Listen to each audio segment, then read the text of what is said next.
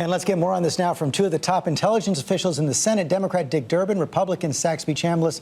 And Senator Chambliss, let me begin with you. You're the vice chair of the Intelligence Committee right now. Would it surprise you if it turns out that what Mr. Greenwald is reporting there is true, that low-level officials have that kind of capability to read emails, internet traffic, listen to phone calls?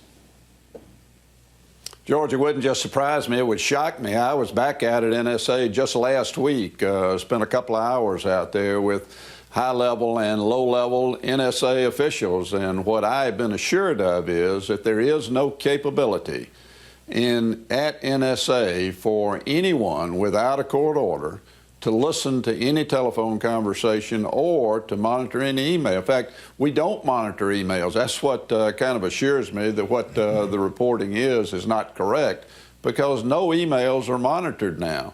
They used to be, but that stopped 2 or 3 years ago. So I feel confident that that there may have been some abuse, but if it was pure accidental. Senator Durbin, first of all, do you agree with that? And second, we also want to talk about that vote referenced by Glenn Greenwald, that close vote in the House this week where the NSA bulk collection program did survive, but some of your Democratic colleagues are going to be pushing to end it in the Senate as well. Where do you stand on that? I can tell you, George, that this was an amazing vote. We came within 6 votes of challenging an intelligence operation. That doesn't happen very often, hardly at all. It's an indication of a healthy democracy where the oversight of Congress on even security issues is important. The last time I called this same issue for a vote, amendment I offered the Senate Judiciary Committee, Senator Mike Lee, a Republican of Utah, and I co-sponsored it. Only one other senator joined us in that vote. It's clear that the sentiment is growing for oversight. And I think that the efforts by Senators Wyden and Mark Udall, as well as Jeff Merkley, is going to increase that effort for oversight. That's a healthy thing. Will you vote for their amendment? Oh, yes, I will. In fact, I sponsored it. I really believe that we should limit this metadata collection. The notion that we're going to collect all of the phone records of everyone living in an area code on the off chance someone in that area code may be a suspect at a later time goes way too far. And there should be another step here. These FISA courts, there should be a real court proceeding. In this case, it's fixed in a way. It's loaded. There's only one case coming before the FISA court, the government's case. Let's have an advocate for someone standing up for civil liberties to speak up about the privacy of Americans when they make each of these decisions. And let's release some of the transcripts, redacted, carefully redacted, so that people understand the debate that's going on in these FISA courts. So Senator Chambliss, Democratic support for ending that program seems to be growing. Can you defeat the amendment, number one? And number two, what kind of reforms can you support?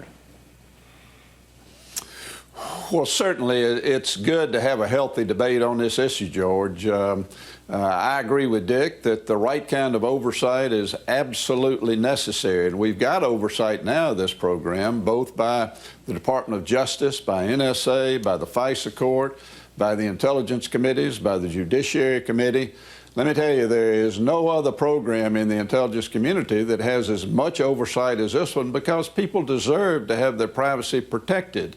And I do think that we're going to have to make some changes to make things more transparent. Whether we should go as far as what Dick's just alluded to, I'm not sure, but what that jeopardizes the program. And let's don't forget, we've got to reach the right kind of balance, George, between protecting Americans and giving 100% protection on the privacy side. We should never invade any American citizen's privacy. But we've also got a responsibility as policymakers to make sure that our intelligence community and our law enforcement community has the tools with which to provide the kind of protection that we've had since 9/11. If we'd have had this program pre-9/11, we now know that there's a good chance we would have intercepted the phone calls between one of the 9/11 hijackers in San Diego, Al-Midhar, and a safe house that he was calling in Yemen. And we were monitoring the safe house, but we weren't monitoring calls coming out of the United States. Section 215 would have picked those phone calls up.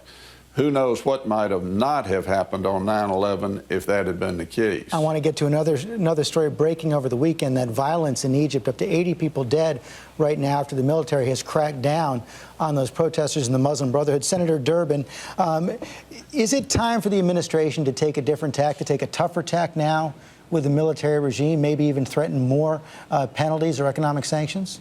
This is a very delicate time in Egypt.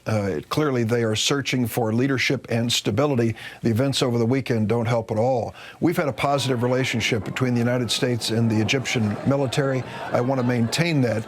But we should make it clear in Egypt, as we made it clear in Libya and in Syria, that firing on your own people is unacceptable by any government.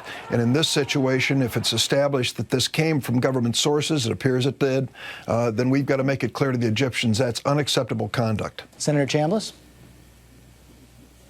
Well, it's further proof, George, that going from a dictatorship to a democracy is very, very hard.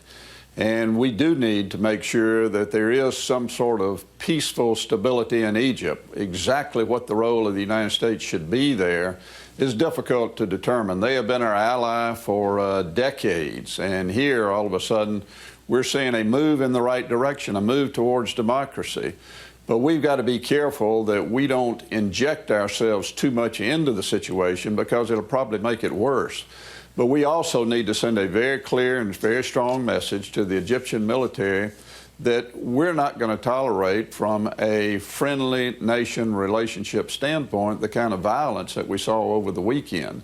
But it is a very, very delicate and a very sensitive situation that's ongoing there. Senator Chambliss, Senator Durbin, thanks very much for your time this morning.